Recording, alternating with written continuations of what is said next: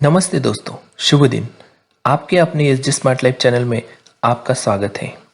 दोस्तों, इस चैनल पर हिंदी पाठ्यक्रम से संबंधित वीडियो दिए जाते हैं जिसमें आपको गद्य, पद्य, व्याकरण तथा रचना कार्य आदि के वीडियो का संकलन मिलेगा। दोस्तों, आज के वीडियो में हम व्याकरण विभाग में पदभेद का जो चौथा भेद है क्रिया, इस टॉपिक पर बात करेंगे, जिसमें क्रिया का अर्थ क्या है, क्रिया की परिभाषा क्या है, क्रिया के रूप कौन से हैं, क्रिया के भेद तथा क्रिया का वाक्य में प्रयोग किस प्रकार किया जाता है आदि मुद्दों पर चर्चा करेंगे। दोस्तों, टॉपिक को शुरू करने से पहले एक ज़रूरी बात। दोस्तों, यह वीडियो अगर आपको अच्छा लगे तो ही वीडियो को लाइक करें और सब्सक्राइब भी, अन्यथा आपकी सोच। आप जो सोचेंगे सही सोचेंगे। तो चलिए शुरू करते हैं हमारा मुख्य टॉपिक, जिसका नाम है क्रिया। दोस्तों, यहाँ पर एक उदाहरण मैं आपके सामने रख रहा हूँ, ध्यान से सुनिएगा। हर्षल 9वीं कक्षा में पढ़ता है। वह हर दिन स्कूल जाता है। कक्षा कार्य और गृह कार्य बड़े उत्साह के साथ करता है। माता पिता को घर के कामों में भी मदद करता है। बड़ी दीदी की बात सुनता है। खाली वक्त में प्रेरक वीडियो भी देखता है। उसकी लगन और मेहनत के कारण वह हर साल कक्षा में प्रथम आता है। इस अनुच्छेद को आपने ध्यान से सुना है तो आपके समझ में आएगा कि यहाँ पर हर्षल कुछ न कुछ कार्य कर रहा है। बताइए, कौन कौन से कार्य यहाँ पर हर्षल कर रहा है? हाँ, यहाँ पर हर्षल पढ़ने का, स्कूल जाने का, गृह कार्य करने का, मदद करने का, बात सुनने का, वीडियो देखने का, प्रथम आने का आदि कार्य यहाँ पर हर्षल कर रहा है। दोस्तों, इन कार्यों को ही क्रिया कहते हैं। मतलब अनुच्छेद में आए शब्द पढ़ना, जाना, करना, सुनना, देखना, आना, ये सब क्रिया शब्द हैं। अर्थात जिन शब्दों से क्रिया के होने का पता चलता है उन शब्दों को क्रिया कहते हैं। क्रिया की दूसरी परिभाषा देखिए यहाँ पर। जिन शब्दों से किसी व्यापार कार्य के होने का बोध हो उन्हें क्रिया कहते हैं। दोस्तों, इन क्रियाओं के दो रूप होते हैं, जिसमें एक है धातु रूप और दूसरा है सामान्य रूप। इसमें धातु रूप क्या है यह हम समझ लेते हैं। किसे कहते हैं धातु रूप? तो देखिए, क्रिया के मूल रूप को धातु कहते हैं। इसे समझने के लिए ऊपर के ही उदाहरण हम लेते हैं। पढ़ना, जाना, करना, सुनना, देखना, आना, इन क्रियाओं में क्रमशः पढ़, जा, कर, सुन, देख, आ आदि इन क्रियाओं के धातु रूप हैं। और उदाहरण देखिए यहाँ पर, जैसे लिख, गा, नाच, दौड़, खा, ले, पा, रो, दे, धो, इस प्रकार इन शब्दों को क्रिया का धातु रूप कहते हैं। क्रिया का दूसरा रूप है सामान्य रूप। क्रिया का सामान्य रूप किसे कहेंगे? तो देखिए यहाँ पर, क्रिया के मूल धातु को जब ना प्रत्यय लगता है तब बनने वाले शब्द को क्रिया का सामान्य रूप कहते हैं। जैसे देखिए यहाँ पर, इस तालिका में एक तरफ क्रिया के मूल धातु लिखे हैं तथा दूसरी तरफ क्रिया का सामान्य रूप ना प्रत्यय लगाकर लिखा गया है। लिख यह धातु है, ना जोड़ने से, ना प्रत्यय जोड़ने से लिखना यह क्रिया का सामान्य रूप बन गया। गा से गाना, नाच से नाचना, दौड़ से दौड़ना, खा से खाना, ले से लेना, पा से पाना, रो से रोना, दे से देना और धो से धोना, यह सब क्रिया के सामान्य रूप हैं। इस प्रकार से क्रिया के दोनों रूपों को हम समझ सकते हैं। तो चलिए, क्रिया के रूप तो देख लिए, अब देखते हैं क्रिया के भेद। बच्चों, क्रिया के भेदों के मुख्य दो प्रकार होते हैं, जिसमें एक है कर्म के आधार पर क्रिया के भेद और दूसरा है संरचना के आधार पर क्रिया के भेद। सबसे पहले कर्म के आधार पर क्रिया के कौन से भेद होते हैं यह हम देखेंगे। कर्म के आधार पर क्रिया के दो भेद होते हैं, जिसमें पहला है सकर्मक क्रिया और दूसरा है अकर्मक क्रिया। इसमें सकर्मक क्रिया को हम पहले समझ लेते हैं। सकर्मक का अर्थ है क्रिया के साथ। सकर्मक क्रिया की परिभाषा देखिए यहाँ पर।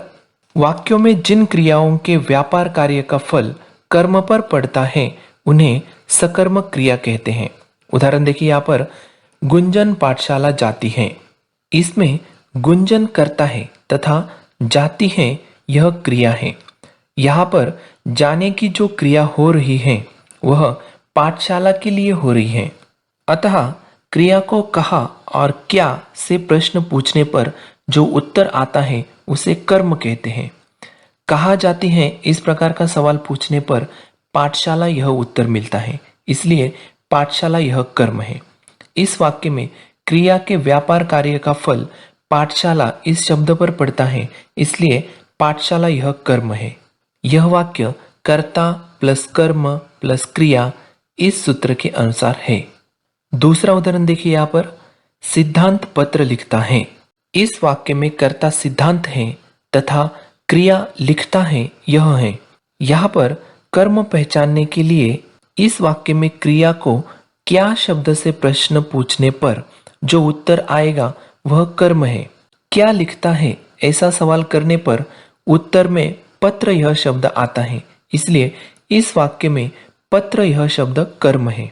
अतः जिन वाक्यों में क्रिया के साथ कर्म होता है उन क्रियाओं को सहकर्म अर्थात सकर्मक क्रिया कहते हैं। सकर्मक क्रिया के दो भेद होते हैं, जिसमें पहला है एक कर्मक क्रिया और दूसरा है द्विकर्मक क्रिया। सबसे पहले एक कर्मक क्रिया की परिभाषा हम यहाँ पर देख लेते हैं। परिभाषा इस प्रकार की है, जिन क्रियाओं के साथ एक कर्म आता है उन क्रियाओं को एक कर्मक क्रिया कहते हैं। उदाहरण देखिए, यहाँ पर सूरज चित्र बना रहा है। दूसरा उदाहरण वरुण पढ़ाई कर रहा है। तीसरा उदाहरण आर्यन मोमबत्ती जला रहा है। चौथा उदाहरण रुद्र प्रताप क्रिकेट खेल रहा है। इन वाक्यों में क्रिया को क्या से प्रश्न पूछने पर चित्र, पढ़ाई, मोमबत्ती और क्रिकेट यह कर्म शब्द मिल जाते हैं और इन कर्मों की संख्या हर वाक्य में एक ही है, अतः इन क्रियाओं को एक कर्मक क्रिया कहते हैं। सकर्मक क्रिया का दूसरा भेद है द्विकर्मक क्रिया। द्विकर्मक क्रिया की परिभाषा देखिए, यहाँ पर जिन क्रियाओं के साथ दो कर्म आते हैं उन क्रियाओं को द्विकर्मक क्रिया कहते हैं। उदाहरण देखिए, यहाँ पर कृष्णा ने राधा के लिए मुरली बजाई। दूसरा उदाहरण माँ ने बालक को खाना खिलाया। तीसरा उदाहरण अनुष्का ने गुंजन को उपहार दिया। चौथा उदाहरण आयुष ने रुद्र के लिए किताब लाई। पांचवा उदाहरण अभिषेक कार से दिल्ली गया। द्विकर्मक क्रियाओं को पहचानने के लिए एक आसान तरीका है। जिस क्रिया युक्त वाक्य में कारक चिन्ह आ जाते हैं उस वाक्य की क्रिया द्विकर्मक होती है। कारक चिन्ह कौन कौन से होते हैं देखिए, यहाँ पर ने, को, से, के लिए, से, में, पर, का, की, के। बच्चों, इन्हें कारक चिन्ह कहते हैं। इनके वाक्य में आने से दो कर्म बन जाते हैं, परंतु इन कारक में एक अपवाद है और वह अपवाद है कर्ता कारक ने। मगर कारक के बाद क्रिया आई तो वहां पर एक कर्मक क्रिया रहती है, ये आपको यहाँ पर ध्यान में रखना है। उदाहरण देखिए, यहाँ पर अभिषेक कार से जाता है। दूसरा उदाहरण अभिषेक रेलगाड़ी से गया। इन वाक्यों में कारक से के बाद क्रिया आने के कारण इन वाक्यों में एक कर्मक क्रिया है। कारक के संदर्भ में और एक उदाहरण देख लीजिए, गौरव ने सीता की माता को फल दिया। यहाँ पर सीता और माता के बीच की यह संबंध कारक आया है, परंतु यह ध्यान देना है कि सीता की माता यह एक ही व्यक्ति के लिए इस्तेमाल किया गया पदबंध है, अतः इसे एक ही व्यक्ति समझकर उसके बाद आने वाले को कारक को ध्यान में रखकर उसके इर्द गिर्द आने वाले शब्दों की तरफ हम ध्यान देंगे। को कारक के इर्द गिर्द आने वाले जो शब्द हैं यहाँ पर वही कर्म है, अतः इसमें सीता की माता और फल यह दो कर्म है। और कुछ उदाहरण देख लीजिए, यहाँ पर माँ ने बालक को खाना खिलाया। इस वाक्य में को यह कारक आया है, कर्ता कारक ने यहाँ पर अपवाद है, इसलिए उसकी तरफ ध्यान नहीं देंगे।